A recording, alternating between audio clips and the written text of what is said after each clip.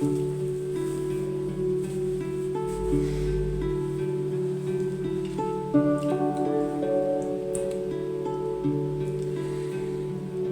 श्री सीताराम, जय शिव शंभु, जय भोलेनाथ, जय वीर बजरंगबली हनुमान जी की जय।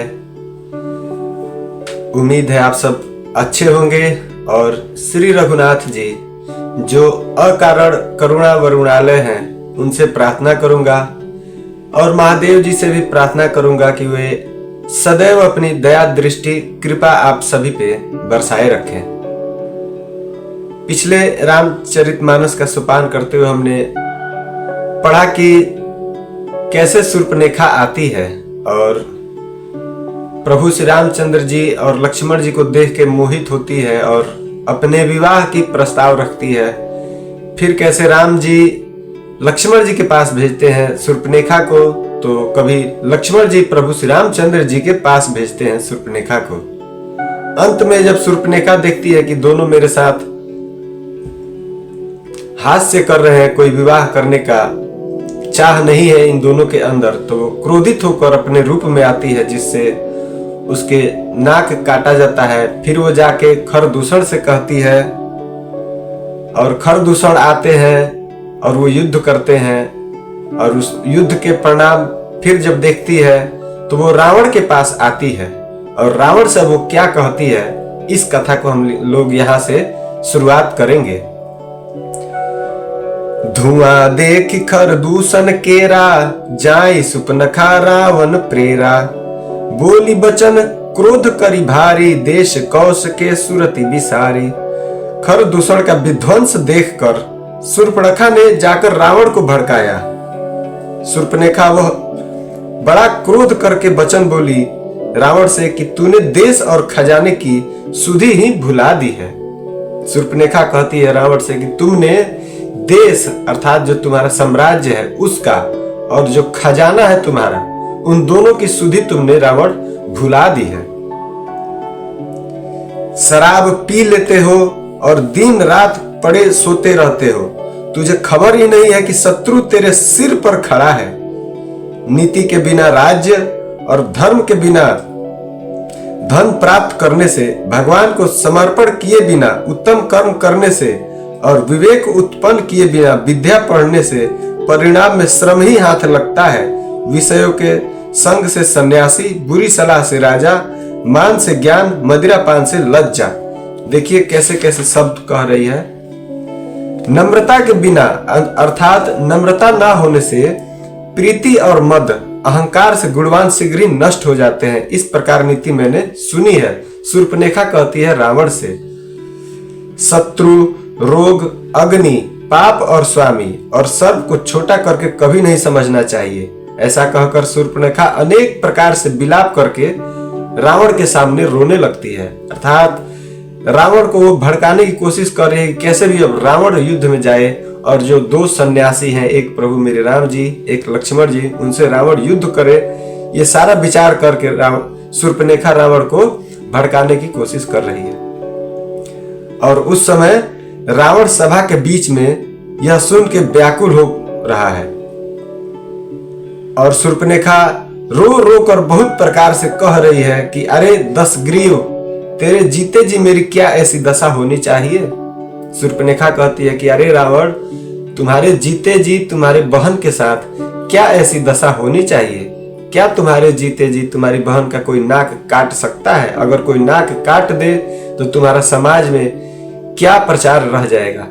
तुम्हें लोग क्या कहेंगे कि रावण इतना प्रतापी, तीनों लोग का विजेता, उसकी बहन का नाक दो सन्यासियों ने काट दिया। कैसे कैसे वचन बोल रही है, ये सुनिए। और जब ये से वचन बोलने के बाद शूर्पणखा के वचन सुनते ही सभासद अकुला उठे, अर्थात जो रावण थे सभा में बैठे हुए वे अकुला उठे। उन्होंने शूर्पणखा की बाह पकड़कर उसे उठाया और समझाया। लंकापति रावण क्या कहता है सुनिए। अपनी बात तो बता, किसने तेरे नाक और कान काट लिए हैं? रावण पूछ रहा है शूर्पणखा से। अवध निरुपति दशरथ के जाए, पुरुष सिंह बन खेलन आए। समझ परी मोहि उनके करनी, रहित निशाचर करी हहि धरनी। शूर्पणखा बोल रही है, अयोध्या के राजा दशरथ के पुत्र जो पुरुषों में सिंह के समान है, वन में शिकार खेलने आए हैं। मुझे उनकी ऐसी समझ पड़ी है कि वे पृथ्वी को राक्षसों से रहित कर देंगे। शूर्पणखा ये नहीं बता रही है कि मैं विवाह करने गई थी, इस वजह से उन्होंने मेरा नाक कान काटा। वो सीधे कह रही है कि 2 भाई आए हैं जो दशरथ के पुत्र हैं और दोनों वन में खेलने आए हैं, पर उनकी खेलने का तरीका देख के ऐसा लग रहा है कि वो मतलब सोच समझ के आए हो कि वो सारे राक्षसों का नाश कर देंगे। सीधे ऐसे बोल रही है शूर्पणखा रावण से। जिनकर भुजबल पाई दशानन, अभय भय विचरत मुनि कानन, देखत बालक काल समाना, परम धीर धनवी गुण नाना। जिनकी भुजाओं का बल पाकर हे दशमुख मुनि लोग वन में निर्भय होकर विचर करने लगे हैं। वे देखने में तो बालक लगते हैं, पर है काल के समान। वे परम धीर, श्रेष्ठ, धनुर्धर और अनेकों गुणों से युक्त है। ऐसे शूर्पणखा रावण को बोल रही है। दोनों भाइयों का बल और प्रताप अतुलनीय है। वे दुष्टों के वध करने में लगे हैं और देवता तथा मुनियों को सुख देने वाले हैं। वे शोभा के धाम हैं।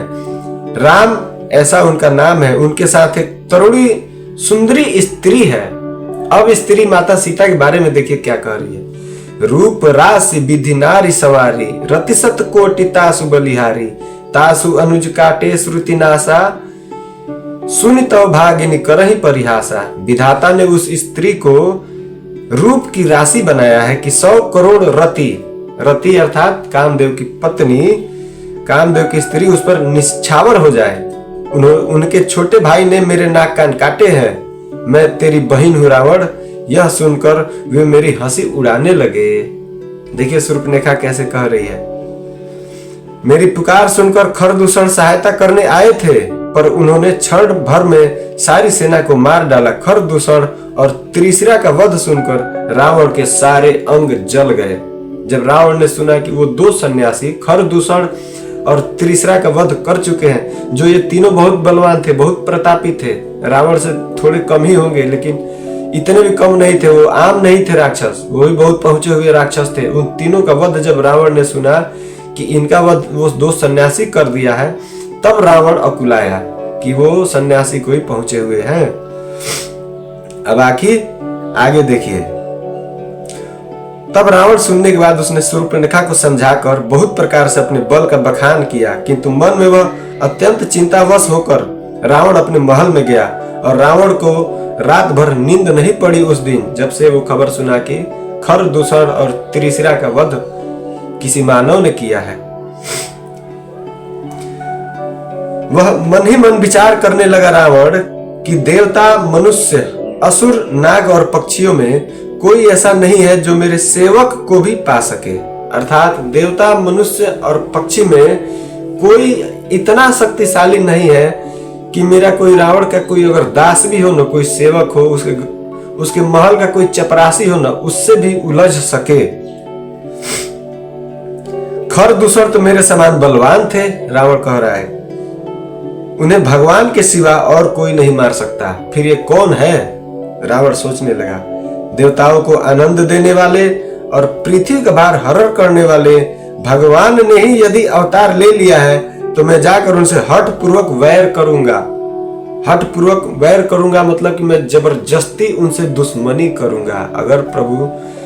अगर भगवान ने मानव का रूप धारण कर लिया है, तो मैं उनसे हठ पूर्वक वैर करूंगा, उनसे जबरदस्ती मैं दुश्मनी करूंगा और प्रभु के बाण के आघात से प्राण छोड़कर भव सागर से तर जाऊंगा। देखिए यहीं पे लोग कहते हैं कि रावण अज्ञानी था, रावण राक्षस था। रावण बहुत ज्ञानी था। रावण जानता था कि भगवान अगर आ गए हैं तो ये उनसे युद्ध करके उनके हाथों से मरने से ही हमारी मतलब राक्षस कुल की नाश होगी और परम गति मिलेगी। अब देखिए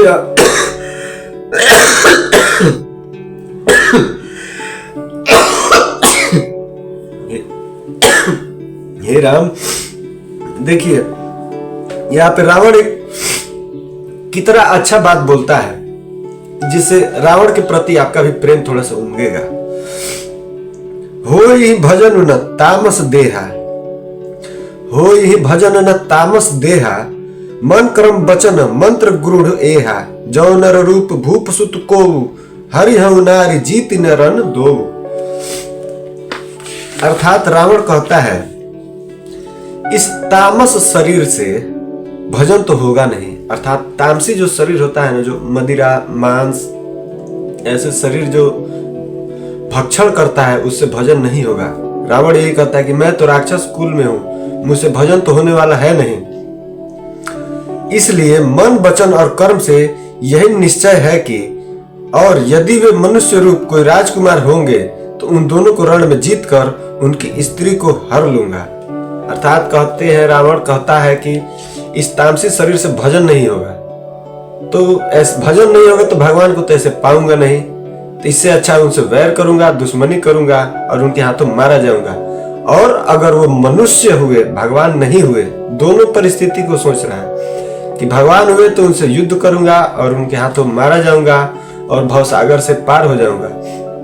और अगर वो मनुष्य नहीं हुए, माफ कीजिए, अगर वो भगवान नहीं हुए, वो मनुष्य हुए, तो उन दोनों को मारूंगा और उनकी स्त्री को विजय कर अर्थात हर के लाऊंगा। ये विचार कर कर रावण रथ पर चढ़कर अकेला ही वहां चला जहां समुद्र के तट पर मारीच रहता था। वहां गया रावण और यहाँ पे शिव जी कहते हैं कि हे पार्वती, यहाँ श्री रामचंद्र जी ने जैसी युक्ति रची वह सुंदर कथा सुनो। लक्ष्मण जी जब कंदमल फूल लेने के लिए वन में गए, तब अकेले में कृपा और सुख के समूह श्री रामचंद्र जी हंसकर जानकी जी से बोले। क्या बोले जानकी जी से, ये सुनिए।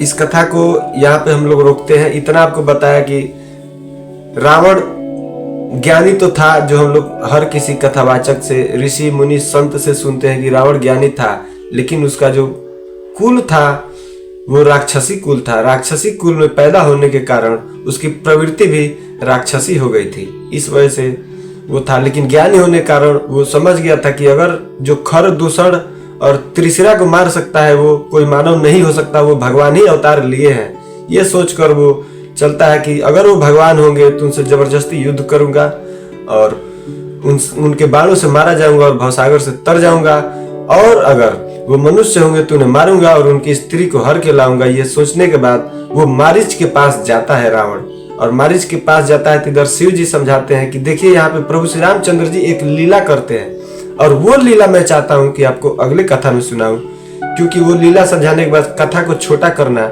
संभव नहीं होगा, उस कथा को बड़ा करना पड़ेगा।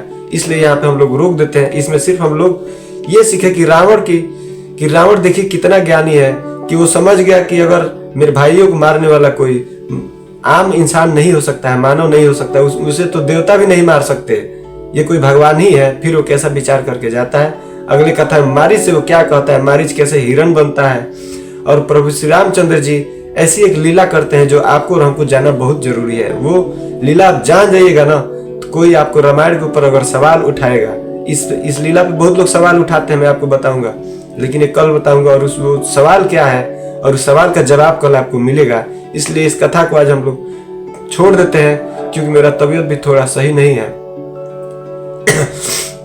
कल इस कथा को हम लोग शुरू करेंगे कि प्रभु कौन सी लीला करते हैं और रावण कौन सा अपना खेल रचता है, कौन सा वो खेल रचता है, और प्रभु की लीला हम लोग कल कथा में सुनेंगे। आज क्षमा कीजिए, इस कथा को यहीं पे हम लोग विश्राम करते हैं। बोलिए प्रभु श्री रामचंद्र की जय, पवन सुत हनुमान की जय, श्री राम चारों भैया की जय, पिता दशरथ जी, पिता जनक जी की जय, माता कौशल्या, माता सुमित्रा की जय, माता कैकेयी की जय, चराचर जीव की जय। जय जय श्री सीताराम। हर हर महादेव। शिव शंभु कैलाशपति की जय।